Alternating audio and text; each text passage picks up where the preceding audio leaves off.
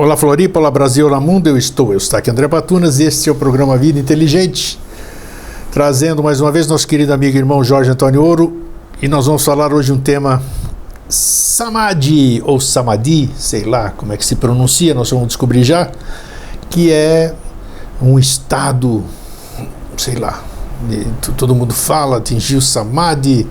Então hoje nós vamos tentar esclarecer isso aqui. Nós vamos tentar, não, eu vou perguntar e o Jorge está incumbido de responder sobre isso, né?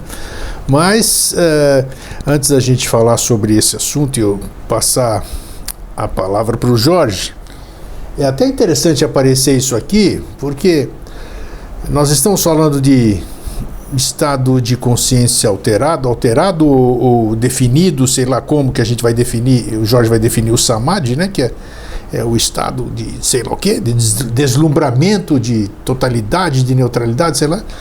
Mas, imagina só, nós vamos falar sobre um tema que eu particularmente acho que, nossa senhora, nós estamos distantes, muito distantes. Poucas pessoas, poucos seres, acredito, aqui nesse planeta.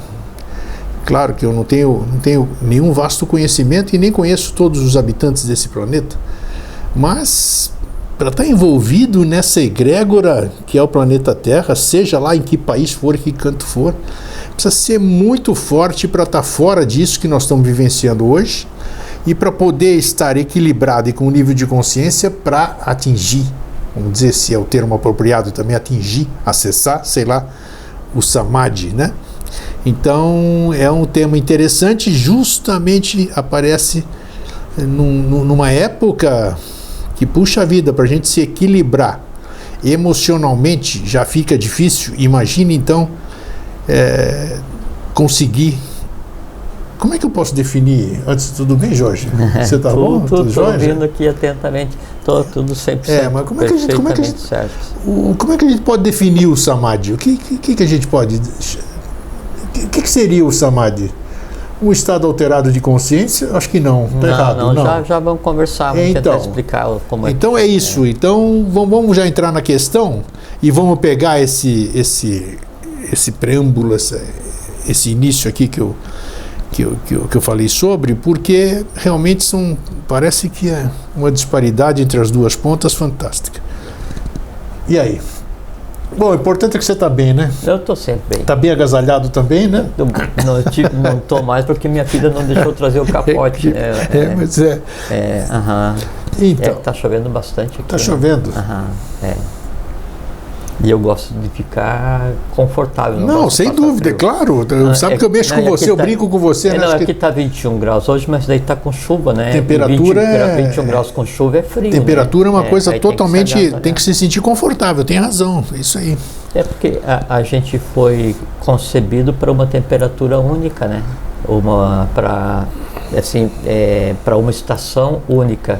Não para 4 estações. É verdade, isso é verdade. Que não existiam 4 estações, né? Exatamente. Então, aí a gente fica assim, desacostumado, né? Desajustado, deslocado. Isso. Então, a gente não estivesse no mundo que nos compete, né? Hoje a gente não está no mundo. Eu acho que essa é uma das origens também da roupa, né? Esquecendo essas besteirinhas de pudor, não sei o que. A roupa, acho que é isso, para cobrir o corpo, para a gente poder, né?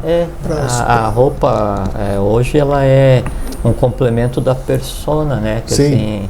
Assim, a máscara de cada um, a extensão é a roupa, né? E é onde se consegue buscar aquela individualidade, diferenciação. E não só isso, como também a temperatura. Se está quente, eu fico com menos roupa, né? Se está frio, eu tenho mais roupa para me confortar, esse conforto que você falou. E não devia, né? Porque, assim, se você está em estado de equilíbrio e você vive em um mundo diferente, né?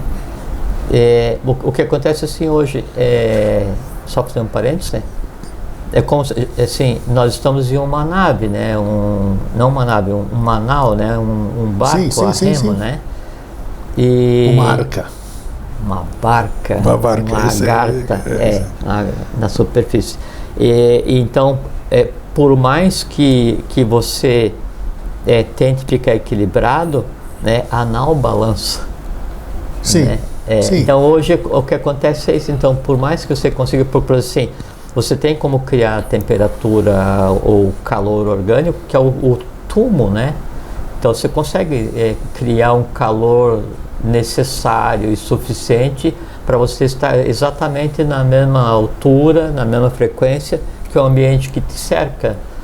Só que assim, no Ocidente e nesse balançar de barca que a gente está momentaneamente vivendo, todos esses processos ficam mais dificultados porque o volume de ruído é muito intenso, né? Assim, o atingir essas compreensões pressupõe silêncio. Então o excesso de ruído, ele dificulta qualquer coisa que você queira colocar em prática. A questão é o quanto eu deixo os ruídos do mundo se transformarem em ruídos da minha alma, e aí é que começam os embates, né? Eu estava vindo para cá, daí eu me lembrei de fazer uma saudação para as pessoas, né, que nos assistem, né? Claro. Eu não tinha pensado nisso nesse tempo que vim em conversa, mas assim, me congratular, porque assim, se a pessoa chegou até aqui nesse momento, que ela foi na internet, né, procurar alguma coisa com o nome disso, que é o assunto de hoje, que é Samadhi, né, ou Samadhi, se queira, não tem. E aí então, o fato de estar buscando alguma coisa, né, transforma cada um de vocês num peregrino da vida. Então, finalmente, né, graças ao Deus que cada um acredita, não interessa qual seja, a pessoa começou a se mover na evolução, saiu do esquema de pizza, futebol, novela, não é? Saiu do hábito de odiar ou de depender de terceiros no dia a dia, né, sejam visíveis ou invisíveis, e começou a buscar por si alguma coisa, né? Não se usa a palavra parabéns, né, mas a gente se congratula com os peregrinos da vida por até esse momento terem chegado. Como é que vai ser a vida daqui para frente? Aí faze por ti que eu te ajudarei, né? Cada um por si. É isso aí. Então você quer mandar uma saudação para isso? Era essa saudação. Então, perfeito. Congratulação aos peregrinos da vida, né, que chegaram até esse momento. E todas as vezes que a gente conversou, ou outros, não só nós, né? As pessoas que vêm aqui conversar contigo, ou outros, assim, focos de conhecimento que existem disponível no meio físico ou digital, não interessa o áudio que seja, né? Mas que daí, cada vez que a pessoa ela tem o impulso de buscar um determinado assunto, um determinado conhecimento, é uma grande vitória, porque ela teve que romper inúmeras barreiras internas. Sim. Né, que começam assim desde da preguiça, a descrença, até o medo que a ignorância tem em si mesmo de morrer. Tudo isso é barreira que impede a pessoa de ir buscar alguma coisa. Não, mas eu vou procurar sobre isso. Daí, a caminho de procurar sobre isso, ela lembra que tem bolo na geladeira, né? Então come o bolo, mas já que eu peguei bolo só combina com TV, eu vou e jogo o corpinho na deixa aquela TV, coisa para depois. E ainda fica para amanhã. Então, a gente não se dá conta, mas são gigantescos embates que acontecem a cada instante na vida de cada um de maneira muito reservada, né? E quando se consegue vencer esses embates, então você tira a cabeça fora da linha d'água, né? Da linha do astral, né? Baixo. E aí você começa a contemplar e começa a perceber que, assim, que a tua fome já não é mais só daquele lazer mais denso. É o peixe no aquário dentro do mar, né? Você sabe que daí no caminho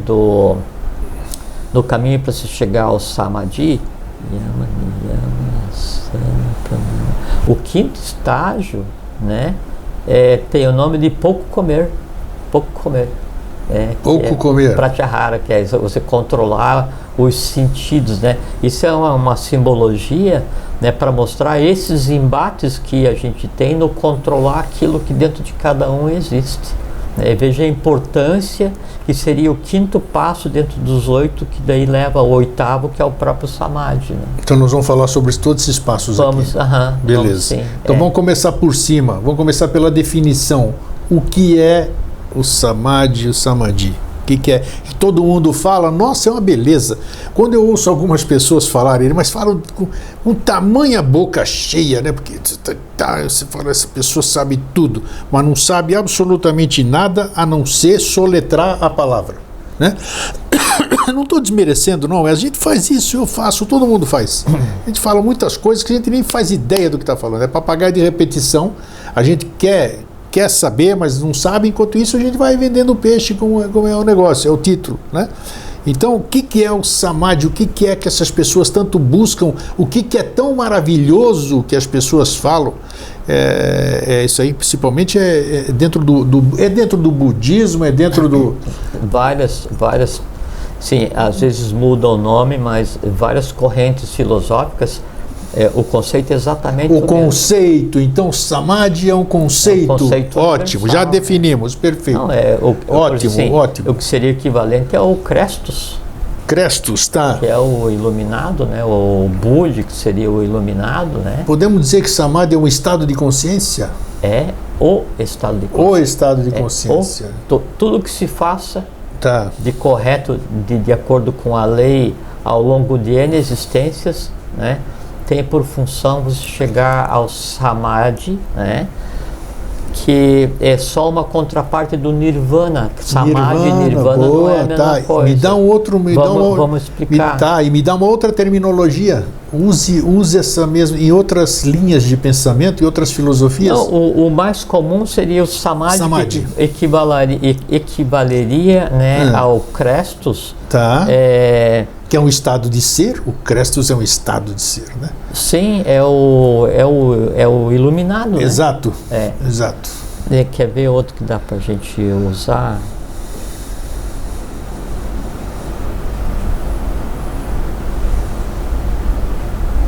Bodhisattva. Bodhisattva, nem não fazia a mínima ideia que podia associar isso aí. Corpo, sattva, né? Seria o radiante, né? O Bodhisattva é um título radiante. Também. Como é que é isso? Não, é um estado de ser. É um estado de ser? Não é um título. Não é um título? Não é um título nem um nome, é um estado de ser. Tá, ou uma hierarquia espiritual, né? O Samadhi, ele representa... Mas não é um Bodhisattva? Um Bodhisattva, então parece que sim, é uma... Mas é que é como se falasse assim, é um grego, mas o grego tem nome, tem nascimento, tem karma, tem... É a mesma coisa. Tá. Né? Então, esse estado de compreensão, a maneira de se integrar às coisas, equivaleria ao que se... Olha que interessante, já abrimos o leque para pesquisa, olha que bacana, já temos 4... Sim, Samadhi, Nirvana, Crestos e Bodhisattva, olha só que bacana para pesquisar. Sim, mas daí tudo isso se realiza no ser humano, assim, isso que a gente está conversando é completamente factível para qualquer um de nós hoje. Né? Atingir esses estados completamente factível para qualquer um de nós hoje.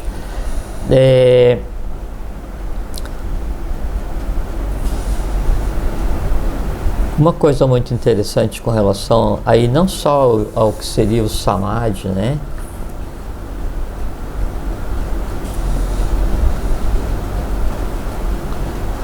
É assim, ó. Então as pessoas pensam que existe atalho para a iniciação, sabe, grego? E isso é uma das grandes dificuldades que a gente percebe na interação com as pessoas, né? No dia a dia, no mundo de maneira geral.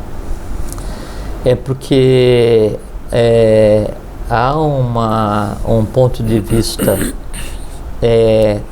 tão materialista, ou a Maya é a mãe da ilusão, é a não visão, né? Sim. A Maya, que anda de mão dada com a avidya, né? Com a ignorância, né? Assim, é uma coisa tão densa, tão rubra, que aí passa a falsa sensação para as pessoas hoje, mesmo aqueles que daí resolvem buscar um caminho, né? É que tem atalho, ou que tem meio químico, não é? ou que através de recitar um som eu vou conseguir o resultado, ou através de fazer uma yoga eu vou conseguir o resultado, ou através de ler um conhecimento eu consigo o resultado, ou através de uma química qualquer que eu tome eu consigo o resultado, ou através de uma prática qual eu desconheço na íntegra eu consigo o resultado. Então as pessoas na ânsia de chegar a um resultado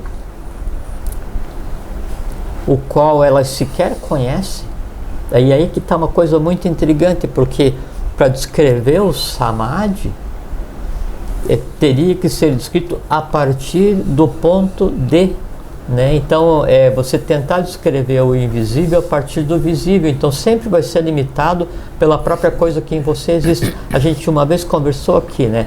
Se eu te mostro uma fruta, né, assim, que você não conhece, né? E aí eu digo para você, come, aí você come. Se agora eu imaginei uma fruta para te entregar, e é engraçado como o organismo já reage, né? Então eu imagino uma fruta, daí te entrega essa fruta, daí você vai comer. Se agora me descreve, daí você vai descrever com aquelas frutas as quais você tem a referência, né? Claro. Conversar ou descrever o invisível, né, é exatamente assim. Então depende de qual é o vocabulário que cada um tem. Sem dúvida. Né? Sim, o que em minha alma existe, ou melhor, por quais cantos do universo a minha alma está espalhada, porque a alma de cada um. Então a gente tem uma parte, e tudo isso tem a ver com o Samadhi, tá? Então a nossa alma ela tem uma delimitação geográfica, só que daí não dá para usar o termo geográfico. Ela tem uma delimitação hiperespacial, seria o termo mais adequado, ou uma delimitação n-dimensional. E ali está o que eu construí. Só que tudo que nela existe, né, não é inato, assim, não é engendrado ali. Tudo que nela existe vai ser reflexo de coisas que já existam, não é? Então a alma é como se ela fosse um conjunto de coordenadas, como se fosse um GPS, né? Só que ao invés de ser só X e Y, você tem seriam coordenadas de 6 direções. Então essa maneira certa. Então, agora chegando num ponto bom. Então assim, a alma é um complexo onde eu tenho várias unidades. Cada unidade ela tem 6 direções apontadas para ali. Então é como se fosse, em vez de só X e Y de um GPS, ou latitude e longitude, eu tenho 6 direções em cada coisa. E daí isso que está aqui na minha alma, né, ele está apontando para a origem da coisa. Então a alma de cada um, ela está espalhada pelo universo, né? O até onde eu espalhei a minha alma, ou até onde eu vou buscar as coisas que existem na minha alma, é que vai compor o vocabulário, vai compor a visão que eu tenho, para daí então eu conseguir descrever aquilo que eu estou tentando. Você está falando um negócio interessante, eu tô divagando aqui numa coisa que você falou, quer dizer, a nossa alma ela não tem espaço, vamos dizer, ela pode se expandir ou pode estar. Porque você fala em alma, você está pensando que ela é limitação corpórea. Mas aí, né? Assim, a gente fala assim, o meu Deus, o meu pai, a minha mãe, a minha alma. Então, a gente sempre tende, assim, a tônica da humanidade hoje é o egoísmo baseado na persona. Por isso mesmo que tendem a aplicar isso a tudo, inclusive a parte invisível de si mesmo, né? Então a alma ela tem matéria, assim, tudo que existe no universo é matéria, né? Então a Atman é matéria, Budi, mente abstrata, mente concreta, o astral, o vital, o físico, né? O intraatômico, tudo é matéria. O que muda é qual é a densidade de cada um, né? Quer dizer assim, qual é o mundo em que cada um uma série de coisas. E os mundos estão entrelaçados e superpostos. Então assim, na verdade assim, é um mundo vivendo dentro do outro, só que daí sem se ver, sem conseguir conversar entre si. A alma é exatamente a mesma coisa. Então eu tenho uma parte que me compete, porque assim, se a alma fosse um pedaço fixo, né? Então aí diz, não, a minha alma é desse tamanho, eu me alfabetizei, ok, aí eu fiz lá o primeiro e segundo grau, tudo bem, aí eu fiz uma graduação qualquer, tá, agora eu vou continuar estudando, mas encheu minha alma, onde é que eu vou colocar? Né? Então assim, não, eu compreendo alguma coisa, eu começo a compreender diferente, mas não posso compreender mais porque minha alma está cheia. Não, a alma não, ela não enche, né? Assim, eu tenho uma delimitação que me compete, né? Agora ela pode estar espalhada pelo universo inteiro. Tá. Tanto é que assim, o que acontece a gente pode exemplificar a alma como se ela fosse uma pirâmide invertida. Já exploramos bem a alma em temas aqui, sim, mas agora apareceu uma coisa que nunca tinha sido abordada. Perfeitamente. Essa que é a ideia, a gente cada vez ir dando um passo a mais, né? Então a ideia a gente pode ver a alma de cada um como se fosse assim uma pirâmide invertida, né? Onde o ápice da pirâmide ele está na criatura, né? É o que está sob a autoridade do jurisdição, indivíduo. Na jurisdição do corpo humano. Do indivíduo, aqui. né? Do indivíduo aqui. E aí é assim, né? Que tipo de conteúdo eu vou colocar na minha alma? Só o astral mais denso, o comer, dormir, cinema, futebol, novela, assim, satisfazer meus desejos. Então, que tamanho tem a minha pirâmide, que é a minha alma? Cabe no meu bolso. Aí eu vou adquirir conhecimento e compreensão, e aquilo que tem na minha alma já não é mais só instinto, né? Já não é mais só o engendramento básico da sobrevivência, mas é um tipo de emoção diferente da emoção instintiva. Aí então essa emoção, que é um pouco superior à emoção instintiva, ela por si demanda mais espaço e existe em um mundo separado, dentro dos 49 planos do mundo astral, né? Aí então a minha pirâmide ela já se abre mais um pouco. Pelo que você está falando aqui, então... Chega um ponto... Sim, continua. Só concluir a imagem. Tá. Chega um ponto em que o conhecimento que eu tenho na minha alma, né, ele é de tal forma, já não mais instintivo, já não mais emoção densa, já não mais só razoabilidade, ele de tal forma conectado com o conteúdo abstrato, que chega um ponto em que a pirâmide termina e a alma se liberta, ela se expande. Tá, você chegou... Então o mundo onde você vive determina o tamanho da tua alma, né? E o quanto então esse influxo do cosmos ou da divindade ou o que seja, ele tem contato com, né, o indivíduo. Então, pelo que você está falando, então tudo é a mesma coisa, tudo tem a mesma capacidade, ou tudo tem a mesma como é que se diz? O mesmo mecanismo. A alma, o espírito, a mônada, tudo exatamente igual. Lógico, porque é a mesma coisa. Aí é que está. É a mesma são coisa. São a mesma coisa. É a mesma coisa existindo em planos diferentes. Perfeitamente. Né? Tá. Mas o processo é o mesmo. Qual é que é a diferença do corpo físico e de Atman, que seria o espírito? Consciência e densidade. Só. O que é o espírito? É a matéria sublimada. O que é a matéria? É o espírito cristalizado, né? E há uma ligação entre todos esses planos existenciais. Por quê? Porque é assim que a consciência faz influxo na matéria. Essa é a razão da existência. Legal esse esclarecimento hoje, porque para mim, assim, vamos dizer, acho que creio que para muita gente também a alma estava delimitada ao corpo ali, tá lá. Que você passou por lá de lá, a alma continua enchendo a paciência aqui, limitada àquilo, esse mundo aqui, mas não. Agora você veio mostrar, você veio dizer que a coisa assim, vai muito além. É como se fosse assim, vamos por assim, tem um monte de ovelhas no pasto, né? E o pasto é único, né? E as minhas estão misturadas com as tuas. Só que a minha tem meu nome e as tuas têm teu nome. O alimento que está disponível é para todo mundo, né? Agora eu sei quais são as minhas, por quê? Porque eu vou andar né? E as minhas estão acostumadas com o meu chamado, assim, ei, gente, Já vi. atenção. Claro, Né? claro. Aí eu, então assim, não, o meu é uma bagunça, uma esculhambação, ou dentro da minha área eu tenho um monte de lobo com pele de ovelha, quer dizer, então a esculhambação ou organização na minha alma, eu mesmo que faço. Por quê? Porque a ovelha, ela não nasce do chão, ela não brota, não existe plantação de ovelha. Eu vou ter que pegar, duas vão criar outra, Perfeito. ou vou adquirir, ou vou engendrar, vou ter que marcar, vou dizer é minha e vou colocar numa parte que me compete. Então, culpa de ninguém.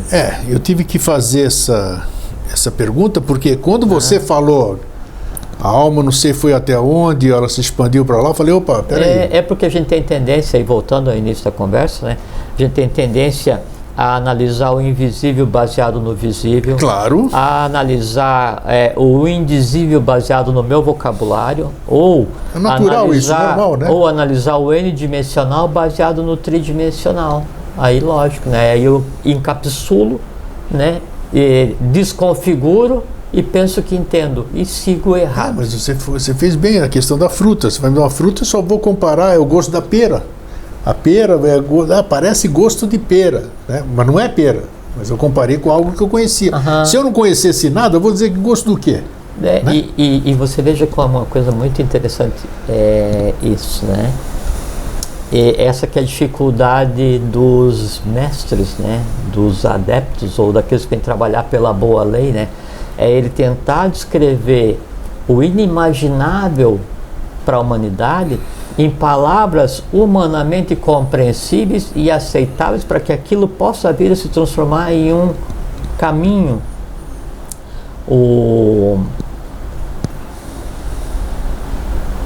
Tudo bem. Não, isso não precisa dizer. Tá. Mas então, essa que é a dificuldade. Como é que eu vou te passar a minha visão? Fazendo aquilo que você mesmo já disse aqui, né? O mestre, né? Vamos dizer, ele vai buscar, porque quando ele vai buscar, por isso que ele está trazendo para cá, né? Em trazendo para cá, mas aí, vejo que daí ele está trazendo para mim a visão, assim, o mestre vive em samadhi permanente. Certo. Já vamos chegar no samadhi. E aí, então, tem que passar aquilo tudo num filtro, num funil, né?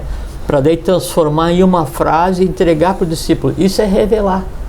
Por trás da frase está o universo, né? E aí o discípulo dele vai ter que passar pela iniciação real, pela iniciação simbólica. E aí o mestre fala assim, não, está aqui o conhecimento. Mas se o meu discípulo não compreender, eu vou deixar para ajudar uma yoga, que é um dos passos também para se chegar ao samadhi, né? Aí então várias yogas em série, para serem operadas junto com o conhecimento. Mas e se não funcionar a yoga e o conhecimento também não funciona? O que eu faço? Então vou deixar mantrika shakti, vou deixar a magia do som através de mantras, para que em o discípulo, recitando adequadamente os mantras, fazendo adequadamente as yogas, compreendendo o que eu falo, a gente se afina com alguma coisa, né? Com certeza. Ele consiga fazer com que haja uma transformação orgânica, né? Uma transformação de alma, para que então ele compreenda e veja o universo que estava naquela frase, né? E isso que é a iniciação. Isso que a iniciação muito interessante, faz. porque cada um tem o seu ponto de identificação. Isso que a gente conversou até agora é o caminho da iniciação. É para que serve a iniciação? É para fazer com que os veículos físicos, né? Físico, vital, astral, mental, concreto, do discípulo, do indivíduo, do ser humano, se transmutem, mudem, para que daí compreenda a verdade. E aí vem o início da nossa conversa. Para que o ser humano consiga compreender o invisível, ele não pode buscar atalho porque todo ele tem que ter mudado junto. Aí é que essa é a chave da compreensão, ou de Dhyana, da Dharana Samadhi, que a gente já vai conversar, não é? É que não tem como eu buscar um atalho físico, não tem como eu buscar um atalho anímico, não tem como eu buscar um atalho químico, não tem como alguém... Você pode experienciá-lo, mas ele é curto, temporário e... Não, é assim, o Saint Germain, né? Uma coisinha sobre ele, ele entrava em Samadhi, às vezes por 48 horas antes de voltar, e aí quando voltava ele começava a escrever, e ele escrevia com a mão direita e esquerda ao mesmo tempo, e daí você podia colocar as duas escritas uma sobre a outra que parecia espelho. Que interessante, né? Claro. Então depende do trabalho, do momento, da função, né? Chega um ponto em que o estado de Samadhi, ele não é mais um flash, não é assim, por um permanente. segundo, é permanente, né? A gente conversou assim, quando o Buda entrava em Samadhi e retornava, daí o estado de surpresa dele era tão grande em voltar à matéria, tendo contemplado o que a gente já vai conversar, que ele abraçava pedra, árvore, animal, humano, ele não distinguia, e a todos amava igualmente. Por quê? Porque embaralha a mente. E aí vem a questão de o porquê que não há atalho, porque se é dado ao ser humano, vamos pegar assim, pega eu, né, assim, candidato a discípulo, né, dentro da minha profunda ignorância, assim, por 2 minutos você vai poder contemplar o que você desejar em Samadhi. Eu já vou explicar o que a gente pode escolher, né. Se o meu organismo não está preparado, a contemplação implica em morte, e a contemplação, né, aí com uma morte quase induzida, implica em lesa evolução própria, né. Aí tudo aquilo que deveria ser um presente se transformou numa coisa ruim, uma coisa involucional. Então, para você atingir o Samadhi, você tem que controlá-lo, né? Você tem que saber chegar lá e tem que saber voltar, né? Sim. Os dois caminhos, agora né? Vamos conversar sobre então, Samadhi. Tá. Então vamos começar então pelo primeiro passo. Você falou que o Samadhi são 8 etapas? Sim. Que história é essa de 8 etapas? Vamos lá.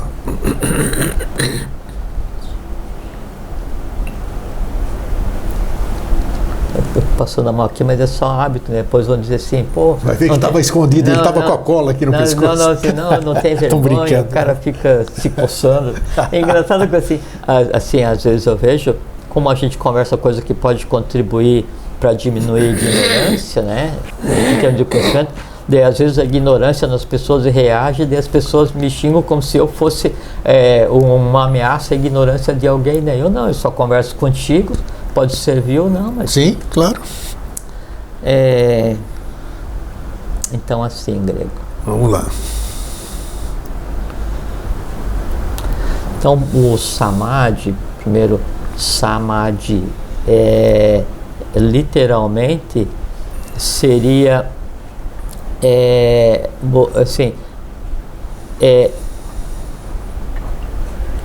a mente estar junto a, isso seria o literal, Samadhi, né? É a tua mente estar junto a, e é só isso. Então a gente não precisa assim fantasiar, né? Porque o próprio Samadhi está acima de qualquer fantasia, mas literalmente é ele estar junto a alguma coisa. Tá. Isso é o Samadhi.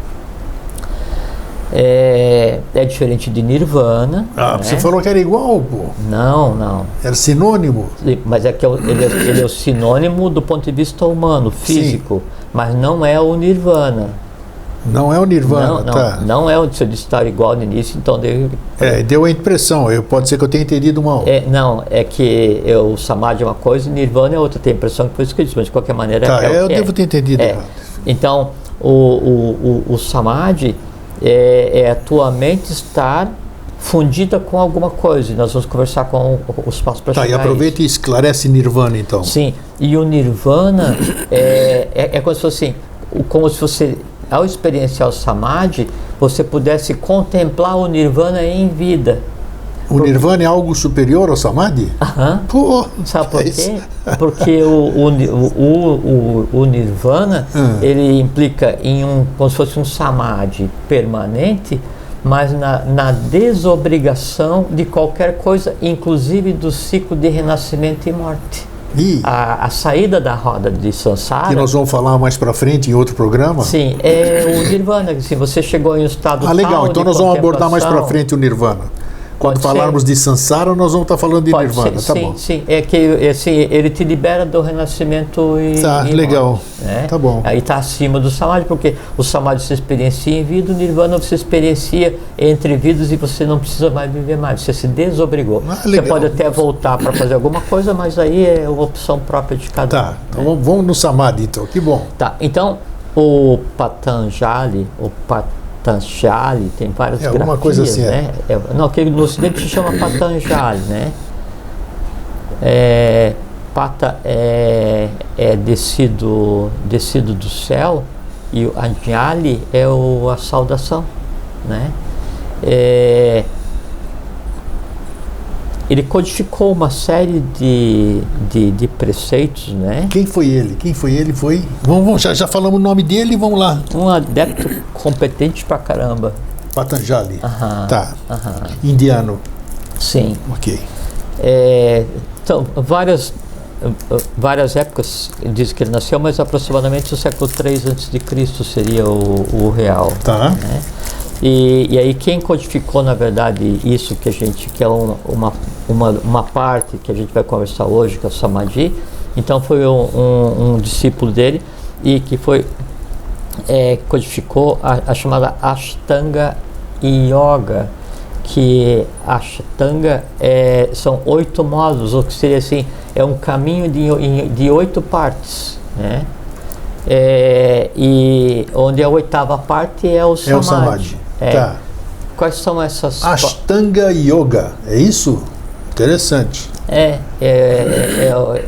Assim, é um caminho de 8 partes. Tá. Né? O Samadhi é a 8ª parte.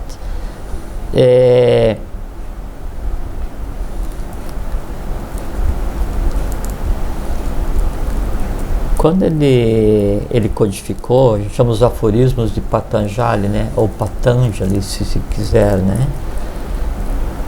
Tem uma coisa muito interessante que ele codificou seguindo os sistemas planetários, né? Então, e todos os sistemas de evolução, então são 7 sistemas mais 1/8, 7 conjuntos de planetas operantes mais 1/8, 7 chakras mais 1/8, 7 planos mais 1/8, 7 consciências mais 1/8, 7 planetários mais 1/8. Tudo é nessa sequência e ele codificou um caminho para se chegar à compreensão, também em 8 partes. Tanto é que, se a gente pegar os 8 passos, né, desse caminho que o Patanjali, vou chamar de Patanjali, mas pode chamar de Patanjali. Tudo bem, isso é isso. Né? Porque, na verdade, o nome dele, o correto nem seria esse, a gente ocidentaliza, né? Ele tem a ver com os chakras, então tem o básico, esplênico, umbilical, cardíaco, laríngeo, frontal e o Sahasrara, que são 7, né? E o Samadhi seria aquilo que está fora dos 7, que seria a 8ª coisa. O primeiro dos passos, primeiro e segundo passo, na verdade eles andam junto, que chamam Yama, que é o primeiro passo, né? E o segundo passo é Niyama. É como se fosse preceitos morais e recomendações, que é o princípio básico, né? Assim, é o essencial, o mínimo, para que o Upasika, que era o apelido de Blavatsky, o Upasika é discípulo, né? Não é nenhuma denominação assim diferente. Então, são os princípios básicos para que o discípulo, ou o Shela, se quiser, né? Ele consiga caminhar na senda da iniciação em si mesmo. Então, o Yama e o Niyama, então, ele, primeira parte prega assim, não matar, não roubar. Mandamentos. São mandamentos. Sim, só que isso aí codificado e tem por base o conhecimento do início da raça ária, 1 milhão de anos antes de aparecer os mandamentos. Tá, mas aí cabe uma pergunta. Já fizemos um programa 10 anos atrás, os mandamentos agartinos. Não, aí é outra história. Aí sim. São antes ou depois? Não, que tem alguma coisa a ver? Não, quando você fala da Agartha é tudo depois. Então tá, tudo bem. Vamos lá. A Agartha quando você fala da Agartha, você está falando no Bijan, você está falando no âmago, né, donde emana o processo evolucional desse universo onde a gente está inserido. Quando eu falo universo, é o que a gente vê, mas que a gente está nesse ponto, então tudo que a gente vê está em função de quem está observando. Então, né? É bem antes, então. Vamos lá. Sim. Então, o Yama e o Niyama, então não roubar, não matar, não usar nenhum tipo de violência, não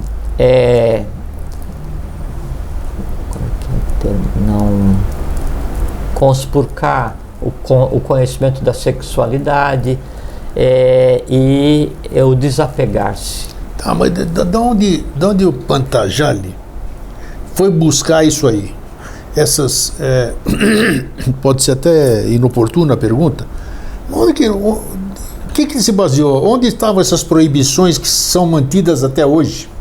Sim, mas onde está essa lei assim do não vai mexer com a mulher do próximo, não roubarás, não ofenderás? É uma fundamentação quase que igual. Sim, mas não tem a ver com religião. Não, claro que não. Mas da onde? Mas fonte? É importante a tua colocação. Que fonte é essa? Não, é que assim, isso que a gente estava conversando agora há pouquinho, então tem a compreensão do que seja isso, né?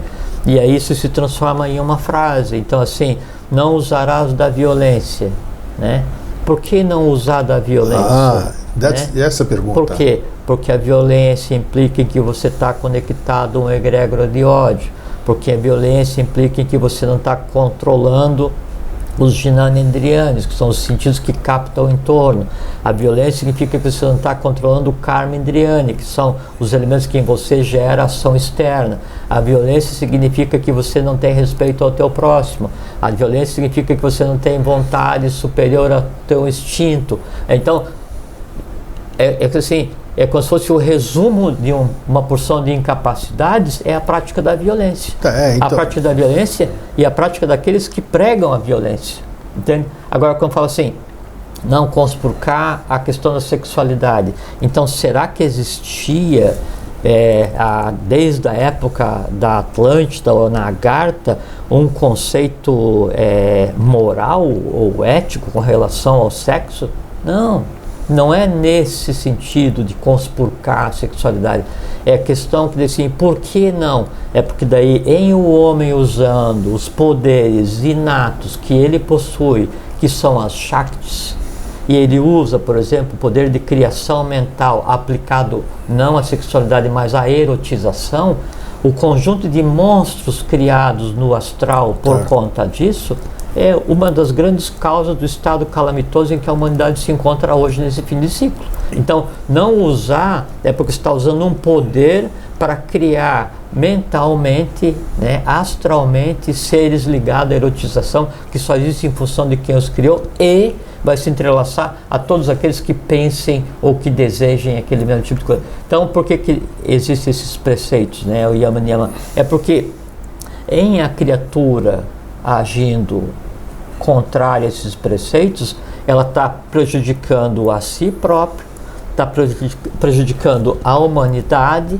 e está prejudicando o meio no qual ela está inserida. Por quê? Porque quando ela cria alguma coisa, uma violência ou o roubo é um conglomerado de forças que existem na criatura que se manifesta através do pegar uma coisa que não te pertence, Então, esse tipo de entrelaçamento, quando acontece, ele cria uma resultante no mundo onde foi criada aquela criatura, aquele elemental, aquela emoção, aquela agressividade. E aí isso aí alguém depois vai ter que vir limpar, alguém vai ter que vir resolver.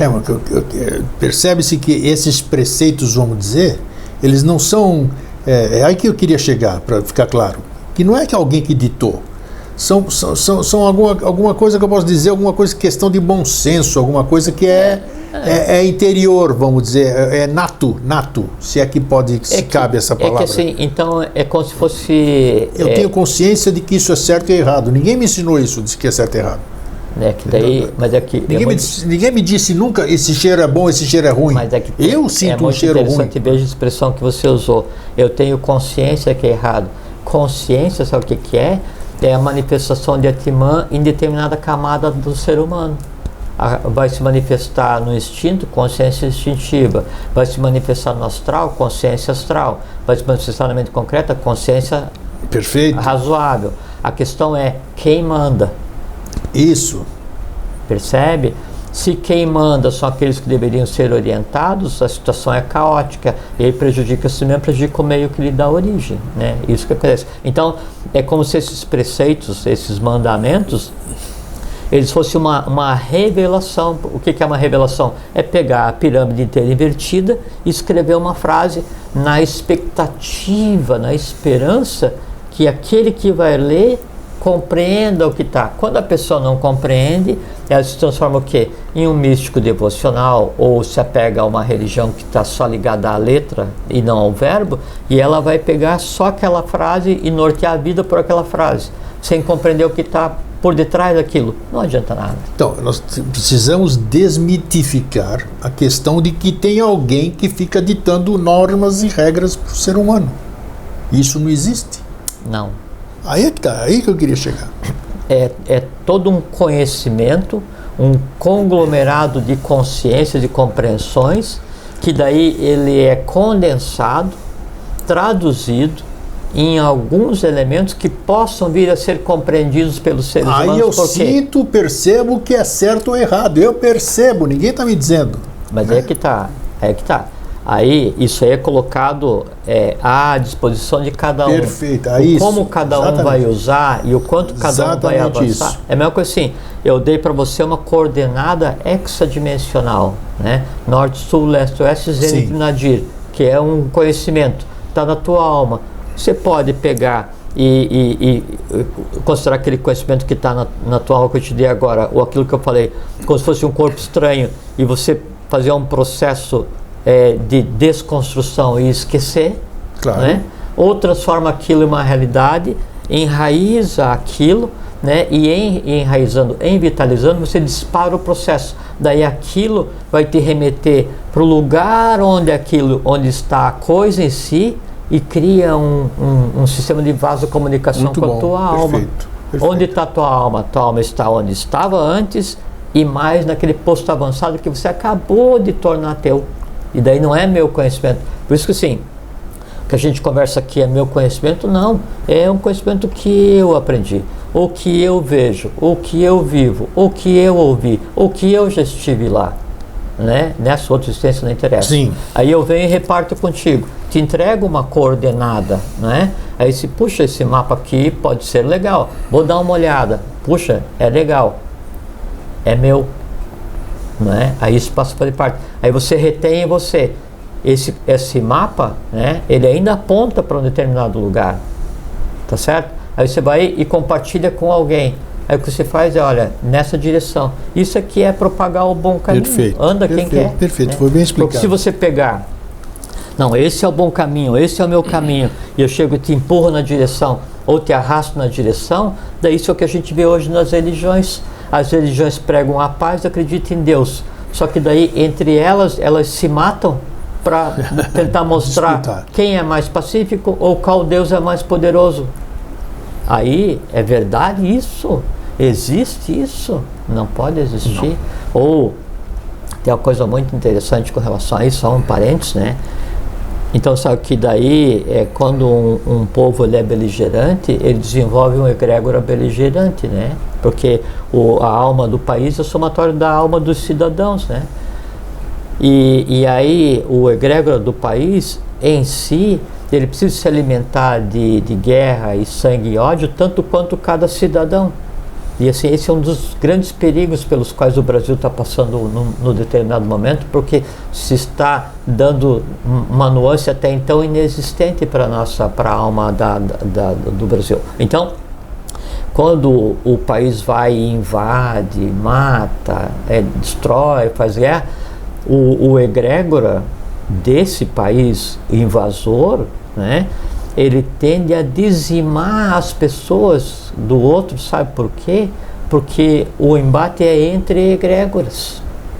Então não tinha quando os bárbaros invadiam, e daí então eles invadiam, acabavam, matavam, tocavam fogo, é a terra arrasada, porque enquanto tiver um daquela nação vivo, o egrégora da nação não morreu. Não morreu, perfeito. Por isso que, veja como uma coisa muito interessante, tem a ver com o momento que a gente vive hoje. É muito comum nas guerras, uma das primeiras coisas que fazem é ir lá e bombardear os monumentos históricos, tocar fogo nos museus. Por quê? Porque você destrói as âncoras daquela tradição que serviria como semente para construir ou reconstruir uma coisa boa para a humanidade. Isso aí. Quem entender, entendeu. Né? Vamos em frente. Bom, terceiro.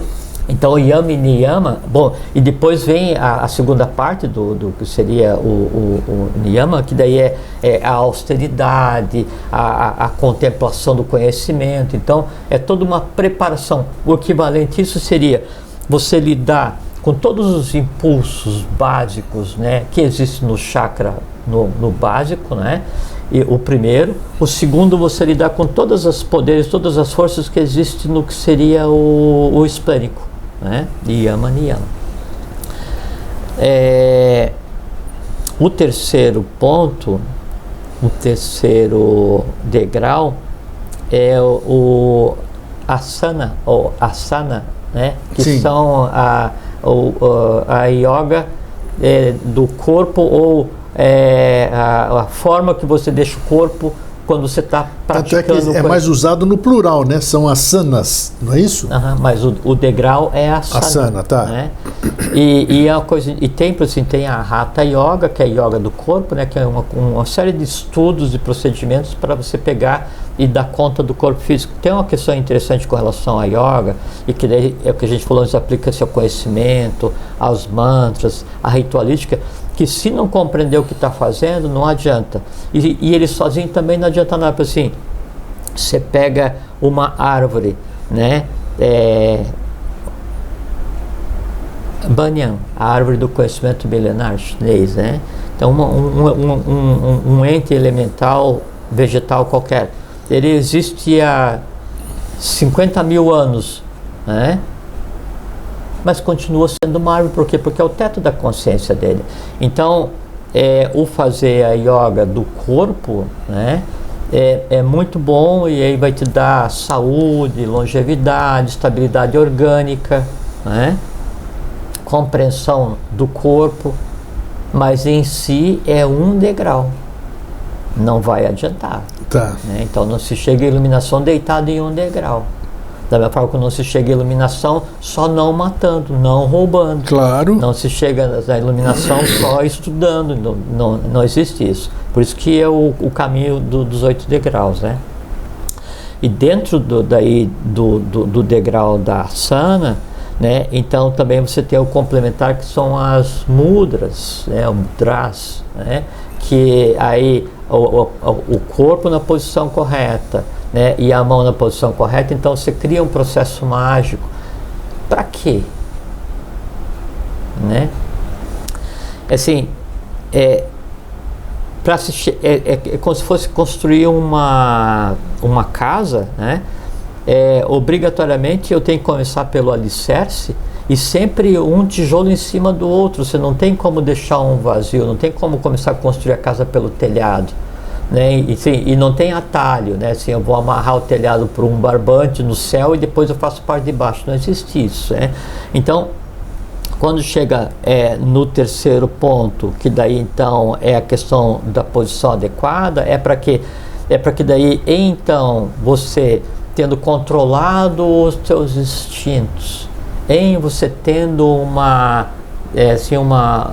doutrina no sentido de um controle próprio, né, do que você pensa, do que você faz, você começa então a fazer com que essas mudanças que você projetou no teu organismo, ela encontre um corpo adequado. Quando, por exemplo, você vai sentar em Padmasana, que você vai sentar para meditar, né, ou para fazer uma atividade qualquer, a razão daquilo, né, não é assim, tem uma mística, tem uma mágica para quem tudo tem isso, né, mas não é o nosso objeto. É que haja um fluxo de prana, um fluxo de vitalidade adequado, e para que as inteligências que existem no teu organismo, elas se sintam confortáveis. Então, Sim. se você vai fazer uma meditação e a posição em que você acha que tem que ficar te é desconfortável, ou dói, ou tem que pegar e dar um nó na perna, mas teu músculo não está elástico, e aí você...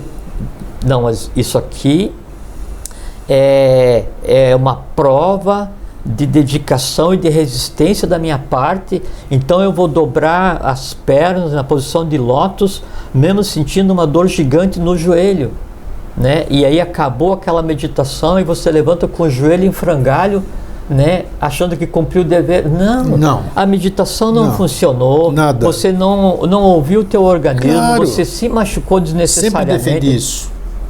Exatamente, você tem que estar confortável. E aí, esse que é o âmago do processo da iniciação, é que em não tendo atalho, você não consegue enganar ninguém. E o ninguém é em você. Assim, mesmo que a pessoa te olhe assim, puxa, o grego está lá sentado em posição de lótus meditando, e você com uma insuportável dor no joelho, cansado, e pensando assim, puxa, o que está passando lá no cinema hoje? Puxa, amanhã eu tenho que ver lá, porque no programa eu fico pendente de um e-mail. Não, então faz o seguinte, esquece esse negócio, vai lá, resolve o e-mail, vai para o cinema ver teu filme. Quando tua alma estiver calma, quando o teu desejo estiver satisfeito, porque se não aprendeu a superar, controlar o desejo, então você sente e medita. Porque até então você está enganando. Só que enganar quem está te vendo não adianta nada, é besteira. Você está enganando a si próprio. A si próprio. Esse que é o pior. E aí desenvolve a revolta. Você pode pegar e sair do frustração, teu caminho. Uma série de coisas. Negócio complexo. Bom, então esse é o terceiro passo, né? Sim. Então, primeiro passo, segundo passo, terceiro passo seria equivalente ao umbilical. Quarto. O quarto passo qual seria? Em termos de chakra? Chakra cardíaco. Cardíaco. Qual é o elemento, qual é o tato que daí vibra no chakra cardíaco? Vai o ar. Qual é que é o quarto passo? Pranayama. Pranayama, tá. Então veja que essas coisas a gente tem conversado, então são todos os passos. Então, para se chegar ao Samadhi, há uma série de procedimentos. Então, assim, é como você chegar no diamante. Primeiro você tem que achar a pedra bruta, para chegar no brilhante. Primeiro você tem que escavar para achar o diamante, né?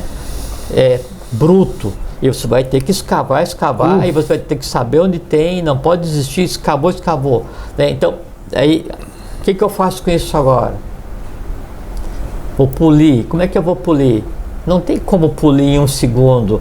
É um trabalho meticuloso, artesanal. Você tem que saber o que está fazendo. Você tem que ter antevisto mentalmente a pedra que você quer. Sabe, é um processo alquímico. Sim. Né? Sim, você está nesse processo de busca do Samadhi, ou na iniciação, você está burilando, você está polindo a tua alma, né? De maneira irreversível. Fisicamente está alterando a alma. Isso que é iniciação. Ou existe uma alteração física na alma, no corpo físico, no vital, ou a mente concreta se altera fisicamente na iniciação, ou a iniciação não aconteceu. Você está em processo. Não tem problema nenhum estar em processo. Claro. Só não pode se enganar, né? Porque daí começa assim, eu estou aqui na posição de lótus tentando meditar, mas estou preocupado porque tem um boleto que vou ter que pagar e o banco fecha às 4. E você está ali meditando também, né? Como eu não estou conseguindo fazer nada, eu vou, mas ele não colocou a perna direito, estou vendo que a respiração dele está ofegante, então eu começo a ver em você os defeitos que eu me recuso a ver em mim mesmo. E isso aí vale para a gente vai fazer uma atividade templária e ver se o teu paramento está amassado, teu paramento está amassado. Tudo, você não canta yoga direito e eu acho que sim. Você tem dificuldade para mentalizar um mantra ou qualquer coisa assim, ou ver uma forma. Eu também tenho, mas eu critico você. É bem isso mesmo. Leão preso em jaula, a diversão é se arranhar. Né? O que torna mais crítico o processo é o seguinte: é quanta gente tem assistindo e como que quem está assistindo reage. Leão está quieto, outro está quieto. Arranhou, fica quieto. arranhou, bateram palma, arranhou, bateram palma, arranha com as duas, morde, mata, matou, mata também.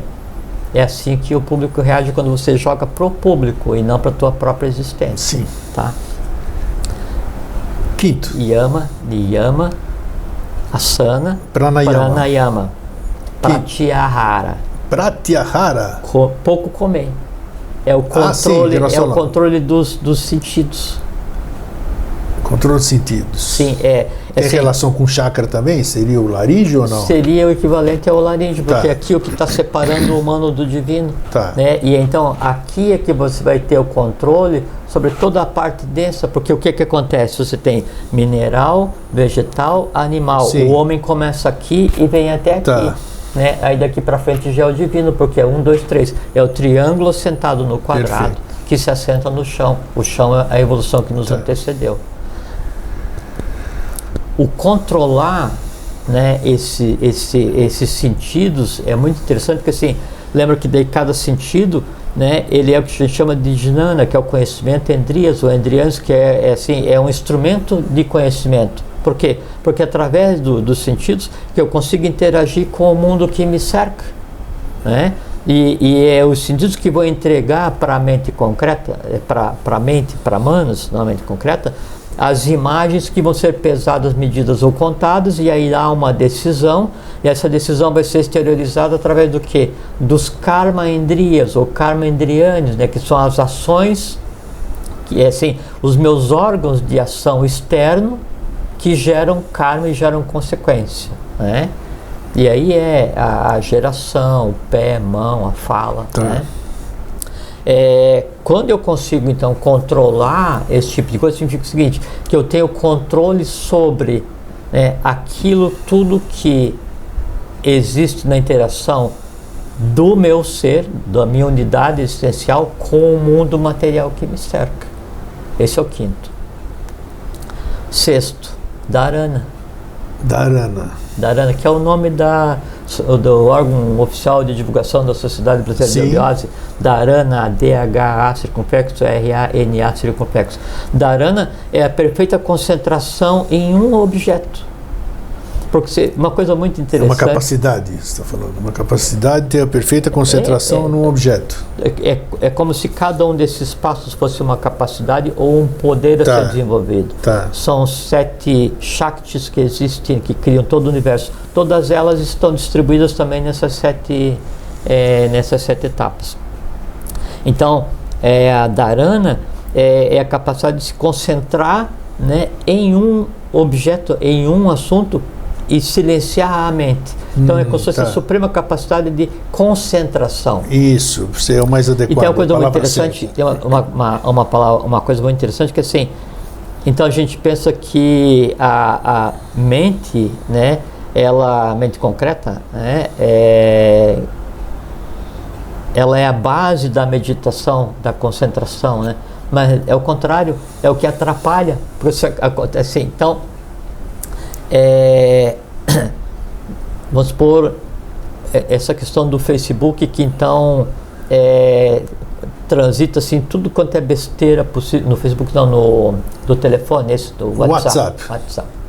Né? E então assim, e o que é WhatsApp, né? Assim, transita tudo que é porqueira, né? Nesse meio de comunicação. Eu vejo uma imagem, qualquer que seja, ou um vídeo, ou uma imagem, não interessa o que seja, assim, e aí tem para todos os gostos, assim, circula assim, de um trecho da nossa sinfonia até uma imagem de um acidente, falar mal disso, é o astral humano, tudo. É aquilo dali mesmo. Quando eu vejo, né, aí então o órgão da ação, né, Jnanendriyani, a visão, ou a audição, né, se está envolvida, né, vai gerar imagem para a mente concreta, para Manas, né, e aí Manas vai considerar ou desconsiderar aquilo. Não, isso aqui é besteira que o grego me mandou, vou apagar isso aqui. Apaguei. Como é que é o nome?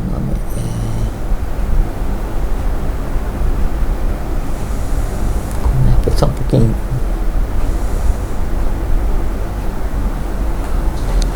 Vamos em frente, já conta essa parte. Então, eu vi a imagem e apaguei aquela imagem que você me mandou. Isso vale no dia a dia. O que você viu, o que você leu, o e-mail que você leu que você não gostou, a conversa que você teve, o vídeo que você assistiu, o que você está vendo no ônibus, no carro. É o dia a dia que a gente, tudo que a gente vive, vai gerando imagem, né? Daí, essas imagens, sim, agora eu vi. Então, essas imagens, elas depois somem, né? Só que todas elas deixam resíduo na mente. E o resíduo chama sanskara. Não é sansara, é sanskara, né? E o conjunto desses resíduos, que daí vai ficando na mente, ele começa a se entrelaçar e aí gera o hábito.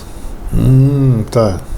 Do hábito o vício, do vício o caráter, do caráter o destino o karma, né? Então, isso que a gente pensa que é besteira no dia a dia e que daí então a gente vê, apaga, ou vive, ou o meio que a gente anda, o resíduo, né? É como se cada coisa que a gente interagisse fosse assim, saímos de casa de manhã com uma roupa branca, né? Cada contato, cada coisa que a gente vê é como se fosse um pingo de caneta, né, tinteiro em determinado ponto. E são as futuras tendências, né? Karma. É isso aí. Karma. Aí então, quando você chega no estado de dharana, né, e você vai tentar se concentrar em um único objeto, todos esses pequenos pontos, esses sanskaras, eles tendem a acordar e criar turbilhões mentais. É por isso que você vai tentar se concentrar em alguma coisa. Vou me concentrar nesse livro. Você está se concentrando na primeira vacilada, ou seja... Já divagou. O devagar, exatamente, essa é uma palavra divagação. Interessante, devagar. O devagar, e como não existe com vácuo, não existe vazio, o devagar é porque daí naquele momento a tua consciência, ela está navegando nos sanskaras, nos resíduos de tudo aquilo que você viu e não resolveu. Isso é a mecânica da alma de cada um, né? Só que esse navegar, então você, não, vou me concentrar nisso daqui. Está estudando matemática, cálculo numérico integral. Nossa. Sim. Aí você, não, vou concentrar aqui porque eu preciso, assim. Puxa, de repente você está pensando na música que você gosta e tal. E aí, qual é que tem mais poder? A necessidade de se concentrar ou o prazer em ouvir música? Não, vou dar só uma paradinha e vou ouvir a minha música para descansar e depois eu volto com a bateria carregada. Conversa. É porque o número de sanskaras que existe em tua mente é de tal maneira intenso que você não tem, o teu poder de concentração é zero. Isso acontece para vocês, acontece com todo mundo. Qualquer pessoa. Então, esse é o sexto estágio, né, que é dharana. Uma vez atingido o estado de dharana, que assim, você não vou me concentrar nesse objeto. E você só vê aquele objeto e compreende aquele objeto, né? Aí você adquire condições de passar para o sétimo passo. Sim. Dos 8. E o sétimo passo é dhyana. Dhyana. Eu tenho 3 filhas, né? Sim. 2 delas eu dei o sexto e o sétimo passo como nome pessoal, né? Para que daí tivesse interferência e ascendência dessas coisas assim que acontecem. Bom, cheguei em estado de dhyana. Dharana é concentração, dhyana é meditação. Tá. Dhyana, então, é você conseguir meditar profundamente sobre determinada coisa sem nenhuma influência da mente. Tá. E veja que você saiu, então, né, do embate contra os instintos no primeiro passo e você já está no estado da meditação absoluta, que é dhyana, né? Tem mantras na eubiose que fala a respeito disso, né? Dharana, dhyana, então tem esse caminho aí, né? Uma vez que você conseguiu, então, dominar o estado a eubiose, ela ensina o caminho do samadhi? Não é que ensina o caminho do samadhi, é que o samadhi, ele te leva à contemplação, né, a ser um só com alguma coisa. A iniciação, né, real, ela te leva a ser um só com alguma coisa. Então, a eubiose, ela dá um caminho de iniciação, onde a contemplação é uma das possibilidades. Perfeito. Okay. Né? Sim. Vai acontecer ou não, depende de cada Depende discípulo. de cada um, isso. E o discípulo pode ultrapassar esse estado, inclusive, vai saber, né? Okay. A gente não sabe quem são as pessoas, né? Diana, né? Conseguiu dominar o estado completo de meditação, e veja que é muito interessante, então você tem que estar em uma posição adequada para fazer a concentração. Qual é? É aquela que você aprendeu, né, quando você está fazendo as asanas, né? Sim. Quer dizer, no estado asana, então toda a posição adequada para que teus órgãos fiquem confortáveis, para que você adquira o controle sobre si mesmo, a respiração adequada, pranayama, fazendo com que o fluxo de vitalidade aconteça, e então você está alimentando todas as inteligências adequadamente, cada uma com seu estado de consciência hiperativo, não é? Você tem o cérebro do norte, o cérebro do sul, coração do norte, coração do sul equilibrados, né? Assim, aquela respiração rítmica no mesmo compasso do universo. Aí, então isso possibilita dharana, dharana realizado possibilita dhyana, dhyana realizado Samadhi. samadhi. E o que é o samadhi? Contemplação, como você disse, né? E o samadhi é uma coisa muito interessante, e aí é bom a gente desmitificar, né? Que daí o samadhi é quando a minha mente se faz uma com alguma coisa. Tem um termo, esses assuntos que você escolhe eu gosto muito, sim, são assuntos muito interessantes. Tem um termo que tem um uso religioso, mas foi uma apropriação, chama ubiquidade. Ubiquidade, sim. Ubiquidade é você estar em mais de um lugar ao mesmo tempo. Né? Você consegue, assim, eu estou aqui com você, estou em casa lendo, estou em São Lourenço estudando, isso é ubiquidade, é você estar em mais de um lugar ao mesmo tempo. E também tem uma coisa muito interessante, porque assim, então você sabe que tem os 7 chakras, quando você chega nesse estado de equilíbrio, né? Então se desenvolve um 8º, né? E aí nesse 8º chakra desenvolvido, ele tem 8 particularidades, 8 poderes, né, para chegar e dar aí o complemento dos 24, aquela coisa toda. Um desses, né, é a capacidade de estar em vários locais. Mas o pior é que está mesmo, fisicamente, né? Como é que pode um negócio desse? Sim, eu sei disso. Como é que pode isso? Porque bilocação de consciência, compreende-se, é simples. Não, isso é... Né? Ou polilocação de consciência. De jardim de infância. Ou não é? Sim. Agora, com o corpo, é brincadeira. Que isso tem relatos, isso aqui não é viagem na maionese, não. Relatos, tem provas, fotografias, a pessoa está em 2 lugares ao mesmo tempo. Então não pode estar em 2 lugares ao mesmo tempo. Né? Mas é que a dificuldade. Pode, mas. A dificuldade que a gente tem de compreender, que a gente conversou de início, é que a gente tenta analisar. Com a mente concreta, né? Tenta a mente concreta compreender a mente abstrata, daí, como está acima da compreensão, fala assim: não, mas isso não pode, não, mas isso é impossível.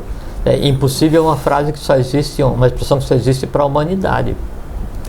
Então, a gente falando sobre ubiquidade, a capacidade de estar em vários locais, né, ao mesmo tempo, né? E aí, então tem esse chakra que se desenvolve quando você tem equilibrado os outros 7, ou quando você fez 7 caminhos. É muito interessante, né? Porque é uma qualidade, então, a ubiquidade é uma qualidade desse chakra? É o poder desse chakra? Um dos 8 poderes. Olha só. Um dos 8 poderes do yoga, já ouviu a expressão? Sim. Um é isso, né? É você poder estar onde você queira, né? Interessante. E é muito interessante ver só. Então, você desenvolveu os 7 passos, 7 caminhos. Quando você tem tudo isso equilibrado, aí aparece o 8º chakra, né? E o 8º seria uma série de capacidades, né? Uma das quais seria o samadhi. Uma das quais. E daí sabe o que é o samadhi? O samadhi é assim: eu quero compreender sobre o sol. Não o sol, que a gente vê que é só reflexo, mas quero compreender sobre o sol, né? Então eu tenho que fazer todo o caminho que me levou a compreender, daí eu vou focar no sol que eu quero compreender, eu vou meditar a respeito, né? E aí eu entro em samadhi com o sol, com o objeto, é a mente estar junto com a coisa. E sabe o que acontece? Isso que é muito interessante, que até então, né, eu vejo o objeto, eu ouço o objeto, eu sinto o objeto, eu compreendo o objeto, eu converso com o objeto, assim, eu fico no entorno do objeto, então eu sei quase tudo sobre o objeto. Quando entra em Samadhi, né, aí eu não mais estou fora do objeto, por isso que Samadhi é estar junto. Eu estou junto com, eu me torno um com ele. Por isso que quando o adepto iniciado yogi, ele entra em Samadhi, o que ele exclama? Tatuam-se, eu sou ele, eu sou Brahma. Porque daí, naquele momento, ele é um com o objeto. Todo. Com o todo, depende, né? do que ele está, qual é o objeto assim, do conhecimento dele. Se ele quer, assim, sobre o sol, naquele momento pergunta para ele: me fale sobre o sol, o que você sabe sobre o sol? Ele vai responder para você: eu sou o sol. Eu sou o sol. Eu sou o sol. Tatuam-se. Né? Então isso é Samadhi, é você se unir com a coisa em si a tal ponto que você seja a própria coisa. Quando você aí, ao invés de desejar compreender ou se unir, né, com uma coisa específica, ou seja, não, um Samadhi, né, com o todo e manifestado com o universo naquele instante, você é o próprio universo. Mas essa impressão fica comigo depois, quando eu saio de Samadhi? Lógico, porque ótimo, isso. Todos esses passos, né, eles pressupõem uma alteração física orgânica com toda certeza, irreversível. Com toda certeza. Irreversível, porque o estado de consciência, ele muda, né, assim, a mente concreta, a alma, o vital, o físico, ele muda a consciência de cada átomo que faz parte do nosso organismo. Isso que você me fez, você está falando aí, eu me fez voltar atrás, essa pergunta que eu fiz, voltar no tempo, aquelas, não sei se é historinha, tudo, quando a divindade diz: não olhe para trás, porque se você olhar para trás, você vai se acabar, você vai transformar em sal. Vai se transformar em sal. Isso aí é metafórico, porque que é exatamente o que você disse aqui. Tem certas coisas que, se você não alcançar pela via normal, você morre.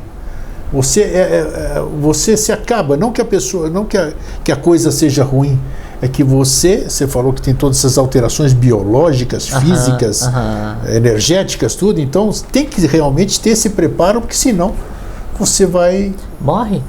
Exatamente, essa que é a questão. Tem experiências, assim, às vezes...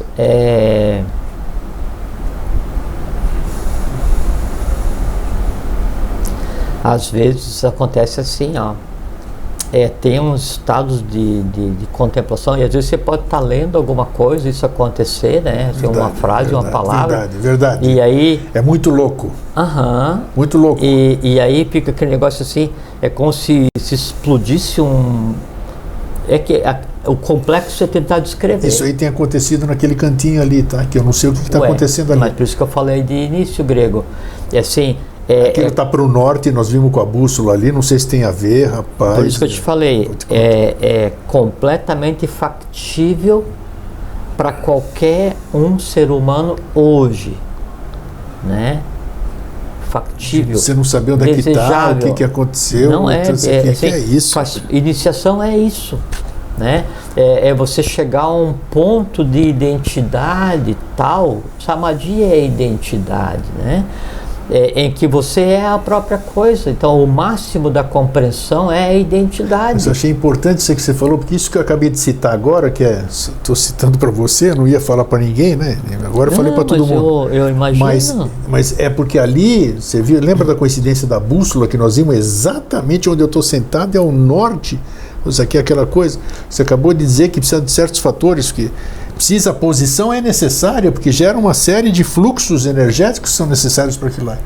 Então, existem coisas que favorecem, não é o acaso que faz a coisa, né? Então, existe um ritual, existe uma conduta para você fazer. E a pessoa tende a pensar assim: não, mas eu preciso ter no estado ideal, né, para que a vida flua. Então, o estado ideal é o quê? é o faquir, né? É o magricela. Não, o faquir uma compreensão inadequada de uma fatia do conhecimento, não é aquilo. Por que a imagem do Buda é gordinho e sorridente? Isso. Porque o estar bem, né, saudável e feliz é uma das bases para qualquer realização. Se não houver felicidade, esquece. Se não houver harmonia, esquece. Se não houver fraternidade, esqueça totalmente. Se você não tiver em si essa trilha, então, vontade, amor, sabedoria para a atividade adequada, você pode estar na Agartha, você pode estar em Duarte, você pode estar no templo subterrâneo, não interessa onde, né? Na casa da mãe Joana, que não vai ter impacto nenhum, porque você vai ser só um ignorante vestido adequadamente em um local que não te pertence. A luta que a iniciação provê a cada um é dar embate aos fatores que nos deixam inadaptados àquele local que a gente tem direito por lei. É essa que é a grande luta da iniciação. Então você está no caminho, tem acesso ao conhecimento, a yoga, mantra, ritualístico, templar e tal, mas você ainda é um deslocado. Por quê? Porque você não faz questão de levar a sério a coisa como tem que ser levada. Só isso. É isso aí. Brilhante. Falamos 1h20, pessoal, tá? Delícia. Muito bom. Programa maravilhoso. Maravilhoso. É uma surpresa porque a gente senta aqui, né? A gente sempre pode ser repetitivo, né? Mas é gostoso por isso. Ele sabe o tema quando a gente vai falar, nós começamos a desenvolver aqui e a coisa flui. E é muito gostoso porque é mágico isso aí, né? É alquímico. E você vê assim, dentro desse princípio que a gente está conversando até agora, né, o que a gente faz aqui é como se a gente servisse uma refeição para vocês, onde os pratos que são colocados à mesa, né, eles vêm dos confins mais profundos do universo. Perfeitamente. E a gente coloca para quem quiser se servir. Perfeito. Agora, a empatia de cada um com o alimento é intrínseca às próprias inteligências do organismo, então a gente só come o que tem vontade. É bem isso. O alimento dado à força, ele vai fazer mais mal do que bem. Então deixa que a fome venha, né, até que um dia daí, tendo fome de conhecimento, você se levante, né, e comece a andar, se tornando então um peregrino, que é aquele com o qual me congratulei no início da nossa conversa. Esse é meu brother, Jorge Antônio. Gente, muito obrigado, Jorge, mais uma vez. Obrigado a você, é uma felicidade de estar aqui. Tá, fraterno abraço e um feliz sempre. Fiquem bem, fiquem em paz, tenham uma boa vida.